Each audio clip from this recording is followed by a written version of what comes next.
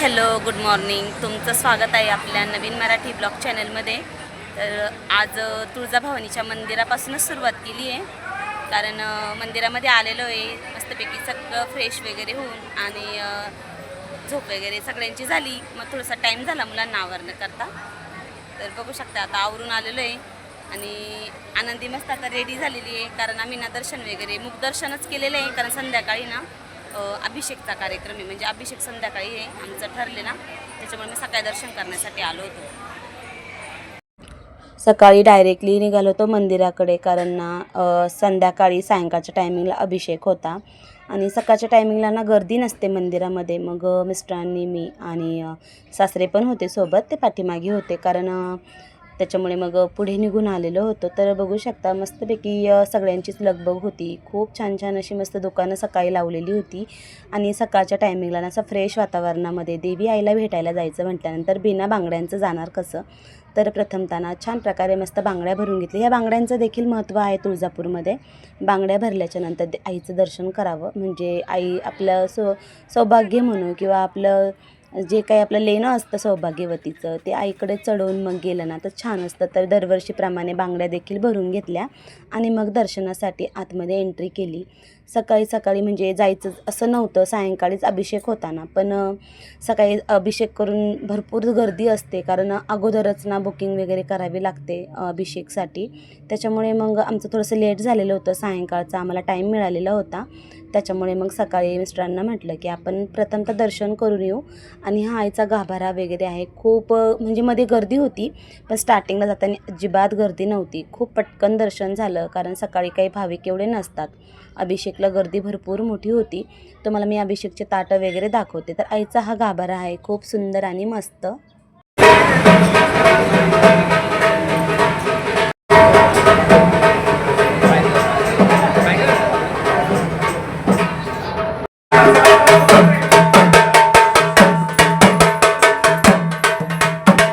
बघू शकता, तुम्हाला मी ना CCTV कॅमेरामध्ये दाखवत आहे. तर आईंना छान प्रकारे अभिषेक वगैरे घालत होते. दह्या दुधाने अभिषेक, श्रीखंडाचा अभिषेक, असे विविध प्रकारचे आईला अभिषेक घातले जातात. सकाळी आईंचं स्नान चालू होतं आणि ना मध्ये मग एंट्री त्यांनी काही दिली नाही लगेच, मग बाहेरूनच दाखवलं.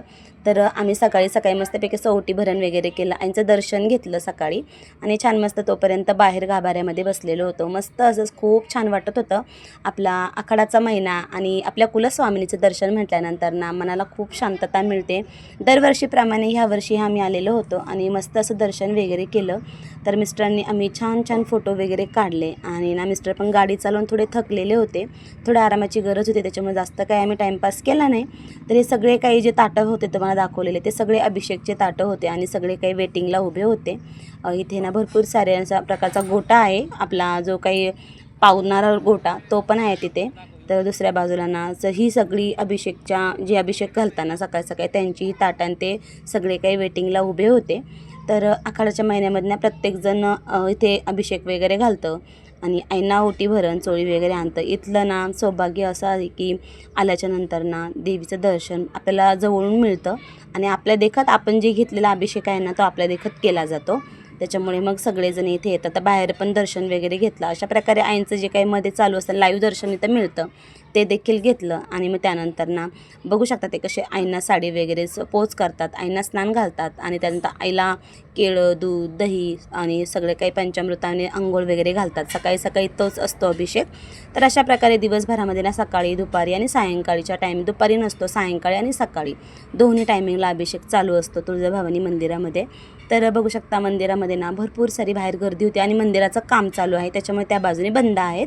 आणि बघू शकता मग आता सगळे काही दर्शने वगैरे आटोपलेली होती. मुलांना थोडंसं दर्शन झाले, गर्दी भरपूर आहे. आता ना साड्या वगैरे बघतो, आईचा प्रसाद म्हणली. चला तुम्हाला साड्या वगैरे दाखवते. पुढे होईल का? इथे ज्या आईंना नेसवलेल्या साड्या असतात ना त्या विकण्यासाठी प्रसाद म्हणून मिळत असतो. तर थोड्याशा कमी किमतीत भेटतात मग मी पण 2 साड्या घेतल्या, कारण दरवर्षीप्रमाणे आले ना तर आईंचा जो प्रसादाची साडी असते ना, मी 1-2 घेऊन जात असते, कारण आपण जी नवरात्र वगैरे येतं ना त्यावेळेस घालण्यासाठी. म्हणजे ही साडी खूप छान असते आणि जशी पाहिजे तशी मिळते, कमी किमतीतही मिळते आणि जास्त किमतीतल्याही असतात.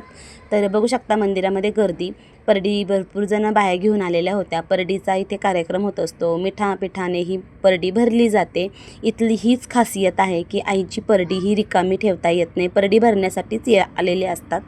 त्यानंतर मग आपलं जे गणरायाचं दर्शन होतं ना ते पण घेतलं आणि दुसऱ्या बाजूला रांगा होत्या आणि आम्ही 3 दिवस तुळजापूरमध्येच राहतो. 1 दिवस येतो, 1 दिवस राहतो. दुसऱ्या दिवशी आमचं अभिषेक वगैरे होतात आणि त्यानंतर मग जे काही आपण पुरणपोळीचा स्वयंपाक वगैरे बनवतो, आईंना नैवेद्य दाखवतो, परड्या भरतो, अशा प्रकारचे सगळे काही कार्यक्रम असतात.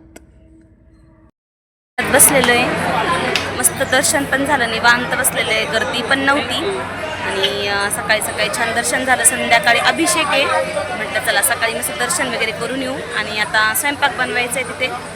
मग आता थोडा वेळ बसलेलो आहे. खूप मस्त आणि फ्रेश वाटतंय. आखाड महिने म्हटल्यानंतर ना भरपूर गर्दी बाहेर, पण मध्ये भरपूर म्हणजे चांगलं दर्शन झालं देवीचं. आईंना स्नान वगैरे घालत होते, त्याच्यामुळे दर्शन छान झालेलं आहे. तर आता पुन्हा रूमवर चाललेलो आहे, कारण परडीचा कार्यक्रम आहे. कशाप्रकारे परडीचा कार्यक्रम करतो, कशाप्रकारे परडी भरली जाते, सगळं काही तुम्हाला मी व्हिडिओमार्फत दाखवणार आहे. तर व्हिडिओ स्किप न करता पूर्ण व्हिडिओ बघा.